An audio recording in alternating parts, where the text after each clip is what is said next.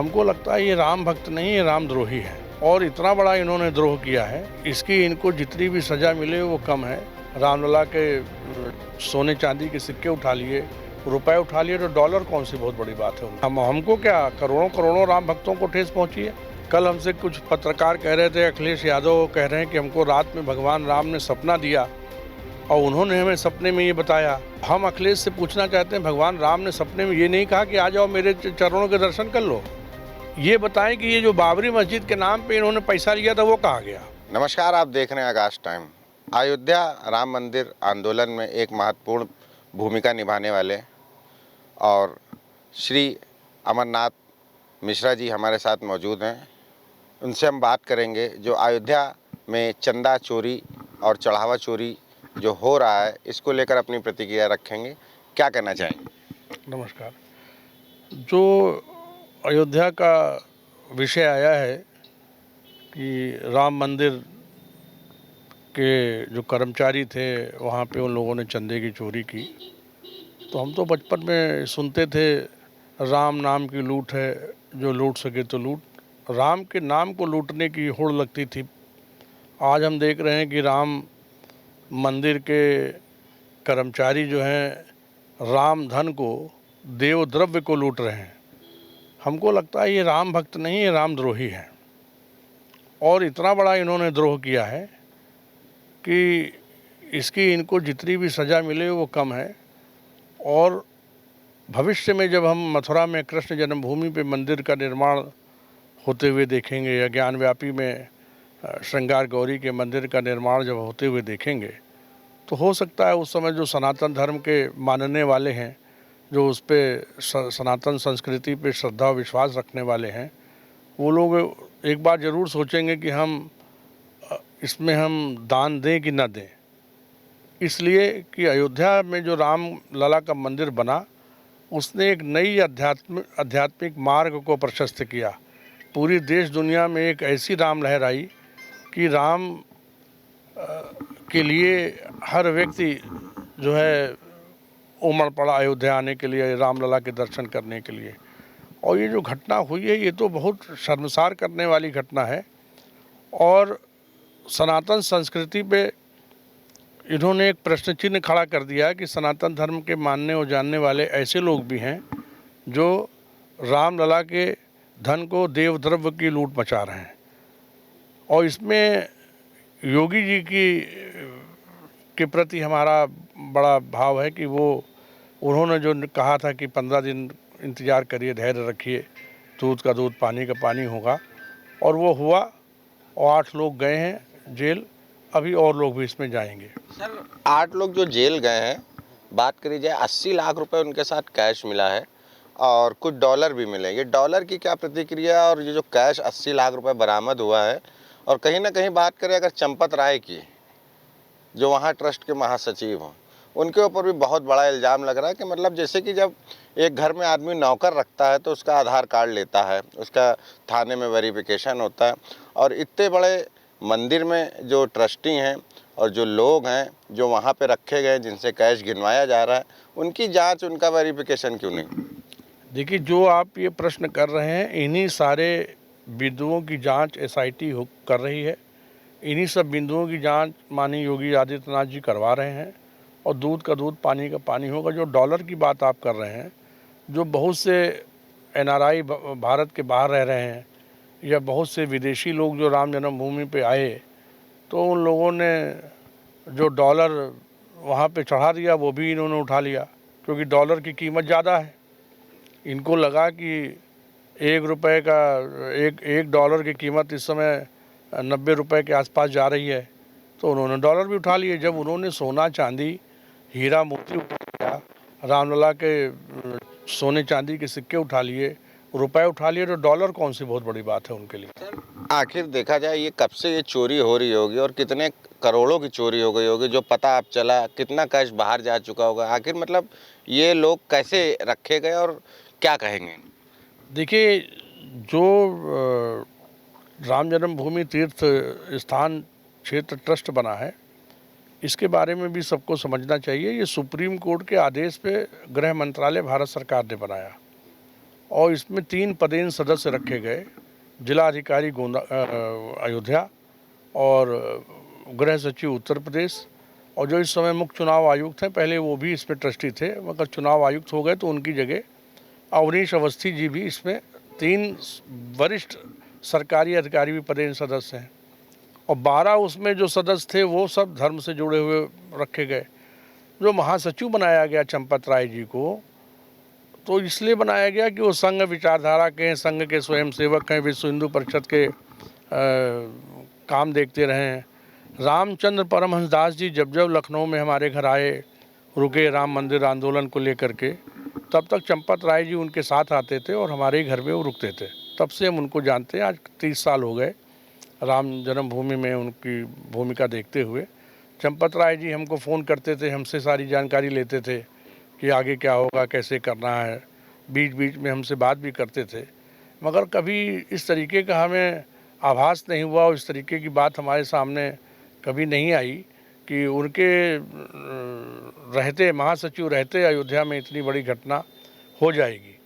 और उनके ऊपर दोष लगा है तो हम तो ये ज़रूर चाहेंगे कि चंपत राय जी को खुल करके इस बारे में अपना पक्ष रखना चाहिए कि क्या सत्य है क्या नहीं है, क्योंकि वो महासचिव हैं और 24 घंटे रामलला के मंदिर की देख रेख और व्यवस्था वो देखते हैं। तो ये चीज़ तो उनको खुद आकर के सामने आकर के बताना चाहिए कि क्या है मामला, वो ज़्यादा अच्छा होगा। जी, आपका भी बहुत बड़ा योगदान रहा है राम मंदिर। कहीं ना कहीं जब आंदोलन हो रहा था आपके यहाँ बहुत मीटिंग हुई, बहुत संघ के लोग आए, तो इतना बड़ा मतलब इतनी बड़ी लूट हुई है राम मंदिर को, क्या कहीं ना कहीं आपके दिल को भी ठेस पहुँची कि नहीं? नहीं, ठेस भी पहुंची, बहुत दुख भी हुआ, और ऐसा कभी सोच भी नहीं सकते थे, ऐसी कल्पना भी नहीं कर सकते कि ऐसा होगा। और ठेस पहुंचना हमको क्या, करोड़ों करोड़ों राम भक्तों को ठेस पहुंची है। और जो हिंदू नहीं हैं, दूसरे धर्म के लोग हैं, वो भी आज हमारी सनातन धर्म का और राम भक्तों का मजाक उड़ा रहे हैं कि देखिए राम मंदिर के आंदोलन करने वाले और आंदोलन में लगे रहने वाले अनिल मिश्रा, चंपत राय जी और राम जन्मभूमि के जो सेवादार थे, उन लोगों ने इतनी बड़ी घटना दे दी। ये तो मजाक और हंसी का पात्र बन गया है ये कांड। जी, बात करें अगर राजनीति की भी, तो अयोध्या से जो सांसद हैं वो कहीं ना कहीं बहुत खिल्ली उड़ा रहे, कह रहे हैं इसके खामियाजा 27 पे भुगतना पड़ेगा इनको। देखिए ये सब तो अवधेश प्रसाद जी जो वहाँ के सांसद हैं वो गलत कर रहे हैं। उनको ऐसा लग रहा है कि अयोध्या की जो घटना हुई है वो 27 के चुनाव परिणाम बदल देगी। ऐसा कुछ होने वाला नहीं है। नहीं, वो कह रहे हैं कि जो राम को लाए थे वही चोर हैं। देखिए जो राम को लाए थे वो विषय अलग है। वो विषय इसलिए है कि हमारी सनातन संस्कृति में जब कोई भी पूजा अनुष्ठान होता है तो एक सुपारी को संस्कृत भाषा में पूंगी फल कहा जाता है। उस पूंगी फल पे देवी देवताओं का आह्वान किया जाता है, उनकी प्रतिष्ठा की जाती है, फिर उनकी पूजा अर्चना होती है और सब कार्यक्रम हो जाने के बाद उसका विसर्जन होता है। तो जो राम को लाए हैं तो वो पूंगी फल पे आह्वान और विसर्जन करके लेके आए थे। बाद में वो जो पूजा हुई थी 19 तारीख को भूमि पूजन हुआ, उसके बाद जो पूजन हुआ तो वो पूंगी फल का विसर्जन हो गया। तो आप ये कहें कि जो राम को लाए थे उनके भक्त ऐसा कर रहे हैं, तो राम को लाना एक अलग बात है, भगवान का आह्वान करना अलग बात है, भगवान की पूजा प्रतिष्ठा करना अलग बात है, और चोरी करना ये अलग बात। जी, हमारा एक प्रश्न है आपसे। अखिलेश यादव जी ने जो इल्ज़ाम लगाए हैं वो लगाए हैं कि 800 करोड़ रुपए की चोरी हुई है, तो इसको आप किस तरीके से देखते हैं? देखिए हम आपके चैनल के माध्यम से अखिलेश यादव जी से पूछना चाहते हैं कि राम जन्मभूमि पे रामलला के मंदिर बनने में उन्होंने कितना चंदा दिया, और समाजवादी पार्टी के विधायक, एमपी, नेता, कार्यकर्ता कितना उन लोगों ने चंदा दिया और कैसे दिया। जब उन्होंने राम जन्मभूमि पे मंदिर बनने के लिए कोई चंदा दिया ही नहीं तो बेतुके प्रश्न क्यों कर रहे हैं। हमको ऐसा लगता है कि पश्चिम बंगाल के चुनाव में जो हाल ममता बनर्जी का वहाँ के लोगों ने किया है, उस हार से कांग्रेस और समाजवादी पार्टी टीएमसी की हार से डर गए, तो अब ये नकली हिंदू बन के, नकली राम भक्त बन करके आए हैं। कल हमसे कुछ पत्रकार कह रहे थे, अखिलेश यादव कह रहे हैं कि हमको रात में भगवान राम ने सपना दिया और उन्होंने हमें सपने में ये बताया।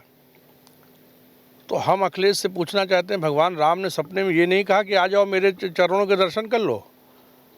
अगर इनके पास कोई सबूत है, योगी जी ने भी कहा अगर किसी के पास कोई सबूत हो तो एसआईटी को दो। ना ये एसआईटी के पास जा रहे हैं, ना अपना कोई पक्ष रख रहे हैं, ना कोई बात बता रहे हैं, ना अयोध्या जा रहे हैं दर्शन करने के लिए। ये वो लोग हैं जो अयोध्या में राम जन्म स्थान पे बाबरी मस्जिद बनाने का आंदोलन चलाते थे, मुलायम सिंह यादव और ये सब।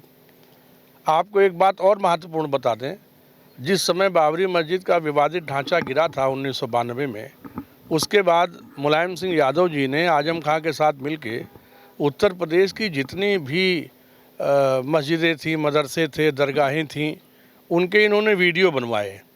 और वीडियो बनवा करके जो अहमद हसन थे बहराइच वाले और कई मुस्लिम नेताओं का एक डेलीगेशन इन्होंने सऊदी अरब भेजा और ये कहा कि हम इन सारी मस्जिदों का और मदरसों का और दरगाहों का हम पुनर्निर्माण करवाएंगे, सुंदरीकरण करवाएंगे। लाखों करोड़ रुपया ही ले आए। उसी से समाजवादी पार्टी और इनका घर परिवार आगे बढ़ा, सारी चीज़ें हुई। ये बताएं कि ये जो बाबरी मस्जिद के नाम पे इन्होंने पैसा लिया था वो कहाँ गया?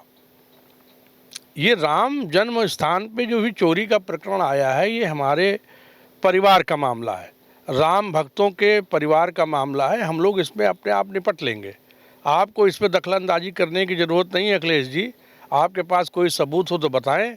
और आपने राम जन्म स्थान पे, हम दोबारा आपके चैनल के माध्यम से कहेंगे, आपने कितना पैसा दिया है राम जन्म पे मंदिर बनने के लिए स्थान पे, उसके बारे में बताएं। तो क्या कहीं ना कहीं ये मुसलमानों को खुश करने का इनका तरीका तो नहीं? देखिए, मुसलमान समाज सब जानता है। आपको हम पश्चिम बंगाल की एक बात बताते हैं बहुत महत्वपूर्ण।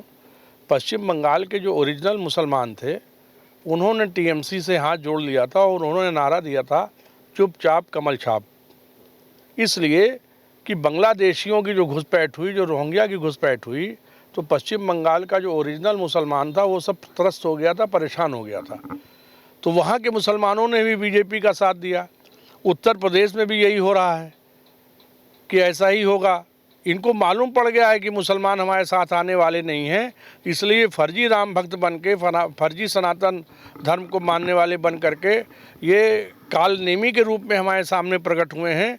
जो लोग बाबरी मस्जिद बनाने का आंदोलन कर रहे थे, आज उनको चिंता हो गई कि राम जन्मभूमि मंदिर में कि चंदा चोरी हो रही है। अरे आप पहले बताइए कि आपने बाबरी मस्जिद बनाने के नाम पे आपके पिताजी ने, आपके परिवार ने जो करोड़ों रुपया वसूला था, बाबरी मस्जिद एक्शन कमेटी आपने बनवाई जफ़र याब जिलानी साहब से। आप मुस्लिम पर्सनल लॉ बोर्ड को फंडिंग करते थे, मुस्लिम मौलानाओं को आगे रखते थे। आपने कांवड़ यात्राएं सावन के महीने में रुकवा दी। मुख्यमंत्री अखिलेश यादव 5 साल रहे तो उत्तर प्रदेश में दुर्गा पूजा के विसर्जन में कितने दंगे फसाद इन्होंने करवाए। निकलना मुश्किल हो गया था हिंदुओं का। डीजे बजाना इन्होंने बंद कर दिया था 5 साल। मुजफ्फरनगर में कितना बड़ा दंगा हुआ, हिंदुओं को वहाँ से छोड़ के जाना पड़ा। इन सब बातों का जवाब दें। इनके पास कोई, समाजवादी पार्टी के पास कोई भी उत्तर प्रदेश को लेके कोई मुद्दा नहीं है। योगी जी जितना काम कर चुके हैं पिछले 8-9 साल में, और आगे भी उत्तर प्रदेश को उत्तम प्रदेश बनाएंगे, हमें पूरा यकीन और भरोसा। हमें क्या, करोड़ों करोड़ लोगों को है। अखिलेश यादव सिर्फ झूठे हिंदू बन के, फर्जी राम भक्त बन के, बिना मतलब एक राजनीतिक मुद्दे की तलाश करके हिंदुओं में अपनी पैठ बनाना चाहते हैं। हमको लगता है उत्तर प्रदेश का जो हिंदू समाज है या मुस्लिम समाज है, वो सब बुद्धिजीवी हैं, सब जानते हैं और इनकी बातों का कोई असर होने वाला नहीं है। तो ये थे हमारे साथ डॉक्टर पंडित अमरनाथ मिश्रा जी। इन्होंने कहा ये जो घटना हुई है ये बहुत निंदनीय और गलत है। और इन्होंने ये भी कहा कि हमारी मुख्यमंत्री योगी आदित्यनाथ बाबा महाराज जी से हमारी एक फरियाद है कि इसके ऊपर कठोर से कठोर कार्रवाई करें और जो लोग इसमें दोषी पाए जाए उनको कड़ी से कड़ी सजा दीजिए। लखनऊ से वीडियो जर्नलिस्ट अमित के साथ मैं दानिश खान, आगाज़ टाइम्स, लखनऊ।